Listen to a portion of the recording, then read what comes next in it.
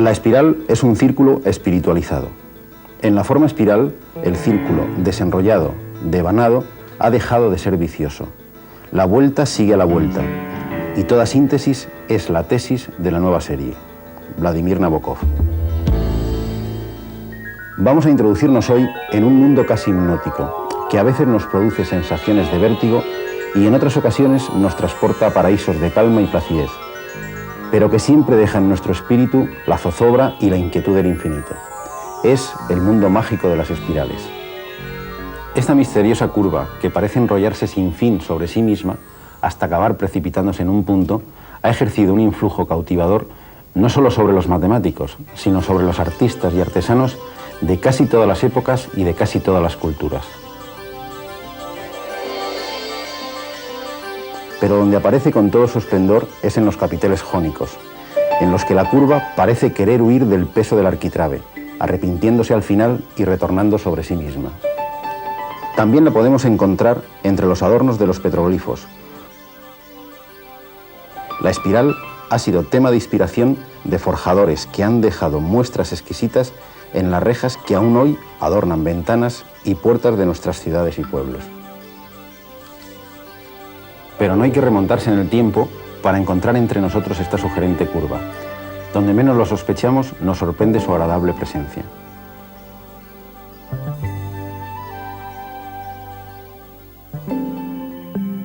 Estos fósiles son ammonites y vivieron en el Jurásico y el Cretácico, hace millones de años. En la actualidad existe un animal descendiente directo de estos moluscos prehistóricos. Es el Nautilus. Su concha, parecida a la de un caracol, dibuja una espiral perfecta. Pero mucho antes aún de que los ammonites poblaran las aguas de este perdido planeta, el universo nos brindaba unos grandiosos ejemplos de espirales, las galaxias.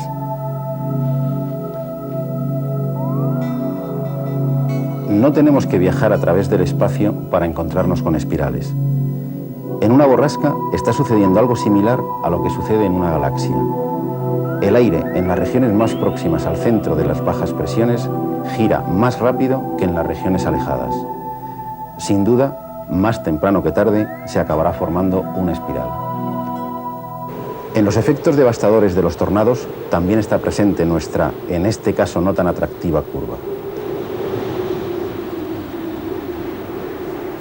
Y los pequeños tornados que se producen en nuestro lavabo cada vez que quitamos el tapón también dibujan húmedas espirales. Siempre que en la naturaleza nos encontremos con algún fenómeno que comparta una rotación con una dilatación o una contracción, allí aparecerá, como mudo notario del proceso, la espiral. Hagamos una excursión por el reino vegetal. También aquí la espiral sale a nuestro encuentro en multitud de ocasiones, y no precisamente de manera aislada. Numerosas plantas nos ofrecen un auténtico baile de espirales. Veamos cuántas encontramos en esta piña de piñones. 1, 2, 3, 4, 5, 6, 7, 8 espirales en este sentido, pero también se forman espirales en sentido contrario. 1, 2, 3, 4, 5, 6, 7, 8, 9, 10, 11, 12, 13 espirales exactamente. ¿Serán casuales estos números o encierran algún misterio? Por supuesto que sí. Ya profundizaremos en ello en otro programa. Pero no solo en los frutos aparecen espirales. Observemos esta rosa. Efectivamente, su borde dibuja espirales casi perfectas. Aunque a primera vista todas las espirales parecen tener la misma forma, esto no es del todo cierto. Vamos a indagar en las dos grandes familias de espirales. La más simple la podemos encontrar observando directamente una cuerda que se enrolla sobre sí misma. Es muy fácil de reconocer. La anchura entre las espiras es siempre la misma. Por eso se le llama espiral uniforme. La naturaleza no es muy pródiga a la hora de mostrarnos este tipo de espiral, aunque la podemos reconocer en la trompa de esta mariposa. No es extraño que la lengua se llame espiritrompa. El hecho de que sea la espiral más sencilla de construir hace que aparezca en la cerámica popular como motivo decorativo de muchos platos. Basta con ir desplazando el pincel en una dirección determinada, desde el centro hacia el borde, con una velocidad constante. Y aquí aparece nuestra espiral. Aunque sería mejor decir la espiral de Arquímedes, conocida así entre los matemáticos, ya que fue este notable físico y matemático griego el primero que, fascinado por su belleza, realizó un estudio profundo sobre las propiedades matemáticas de esta curva, en el siglo III a.C., en un escrito titulado De las espirales. En él llega a demostrar resultados tan complejos como este. El área barrida por el radio de la espiral en su primera revolución es la tercera parte del área del círculo que la envuelve. Si observamos esta concha, podemos comprobar que estamos ante otra espiral que no es la espiral de Arquímedes. Efectivamente, la espira, según nos vamos alejando del centro, se hace cada vez más ancha. Y este crecimiento de la anchura se produce de una manera uniforme y continua. Esta es la espiral que más se prodiga en la naturaleza. ¿A qué se debe esta extraña y elegante forma? Si damos un corte transversal a la concha, podemos comprobar que está formada por compartimentos separados entre sí mediante tabiques y que se comunican a través de un sifón. El animal ocupa siempre el último compartimento. Según va creciendo, el molusco abandona el compartimento anterior y construye uno nuevo semejante al anterior, pero de proporciones mayores. Y este crecimiento se produce de una manera continua. El borde de la concha describe una curva que es siempre igual a sí misma. A esta curva se le llama espiral logarítmica o equiangular. Se construye trazando sucesivos triángulos rectángulos semejantes, de tal forma que la hipotenusa de uno es un cateto del siguiente, y uniendo posteriormente los vértices consecutivos. La propia construcción de esta espiral nos sugiere el motivo de su abundante presencia como forma que rige el crecimiento de numerosos organismos vivos. Las dos ideas que inspiran este crecimiento son las de rotación más dilatación. Nos explicamos ahora por qué las conchas de muchos caracoles dibujan espirales logarítmicas. Al fin y al cabo, a los caracoles no les queda más remedio que crecer siendo siempre iguales a sí mismos. Pero es el reino vegetal el que nos ofrece los ejemplos más generosos de este tipo de espirales. Las espirales que hemos visto en los girasoles, las margaritas y muchas otras flores, en las piñas, son espirales equiangulares o logarítmicas. Y en todos los conciertos de música clásica, cuando la cuerda entra en acción, la espiral logarítmica escucha complacida desde los esteros de violines y violonchelos. Esta espiral fue descubierta por Descartes, aunque fue Jacques Bernoulli, matemático suizo del siglo XVII, el primer matemático que quedó cautivado por las propiedades de esta curva, hasta tal punto que dejó escrito en su testamento que en su lápida debía figurar una espiral logarítmica con la inscripción Eadem mutata resurgo, resurgiré igual pero cambiada. En el cementerio de matemáticos de Basilea todavía puede encontrarse la lápida con esta espiral, que por ironías de la historia y por ignorancia del cantero resultó ser una espiral arquimediana en lugar de una espiral logarítmica. Seguramente que en el paraíso de los matemáticos, Arquímedes y Bernoulli todavía siguen celebrando esta broma. Veamos un mecanismo sencillo para construirla.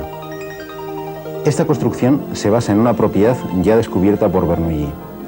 Mientras el ángulo de giro crece en progresión aritmética, sumando siempre la misma cantidad, el radio correspondiente crece en progresión geométrica, multiplicando siempre el radio anterior por un mismo número. Tendremos así esta sucesión de radios: 1, 1,2, 1,44, 1,73, 2,07, 2,49. Si marcamos en las rectas estos puntos y los unimos, tendremos una espiral logarítmica, que por esta propiedad recibe un tercer nombre: espiral geométrica.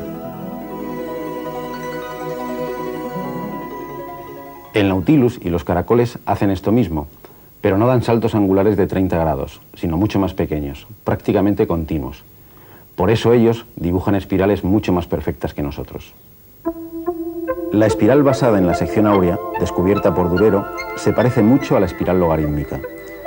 Este parecido ha hecho que muchos científicos hayan identificado a la espiral de Durero con el crecimiento continuo en la naturaleza. La tecnología láser está arrinconando a los viejos discos de baquelita, los famosos microsurcos. ¿Cuántas horas de sensaciones, de alegrías y nostalgias se encierran en el surco de nuestros discos de juventud? Pero detengámonos un momento en este surco que tan buenos ratos nos ha proporcionado. Se parece mucho a una espiral de Arquímedes.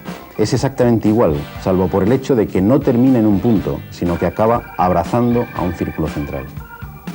Se llama involuta del círculo y es otra forma espiral.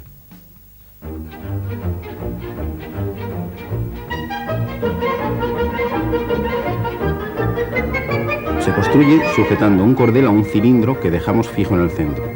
Tras estirar la cuerda al máximo, la enrollamos a su alrededor. El extremo de la cuerda traza una forma espiral hasta llegar al borde del círculo. En las espiras exteriores no se la puede distinguir de la espiral uniforme. La separación entre cada espira y la siguiente es siempre la misma. No hay que pensar mucho para descubrir que esta separación es precisamente la longitud de la circunferencia del cilindro. No es casualidad que al círculo se le llame evoluta de la espiral. De lo que no cabe ninguna duda es que estas curvas ejercen sobre todos nosotros una irresistible atracción. Pero no basta con contentarse apreciándolas en la naturaleza o en las obras de arte de los demás. Todos nosotros podemos ser grandes maestros de la espiral. Construirnos pequeñas obras de arte domésticas es mucho más sencillo de lo que a primera vista podía parecer.